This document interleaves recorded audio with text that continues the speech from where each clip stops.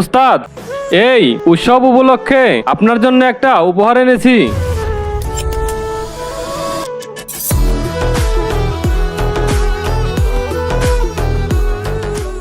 আচ্ছা তোরা এটা বল, এই রকেটটা কত উপরে যাবে? 28 তারিখ যাবে। আকাশ তরিক যাবে? তাহলে আমি যদি বসি? সোজা উপরে চলে যাবে। হ্যাঁ, আরে বস না, আগুন লেগে গেছে।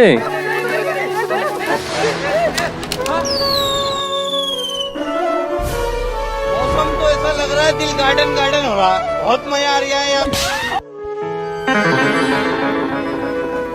আরে বাস, এটা আমি কোথায় আসলাম?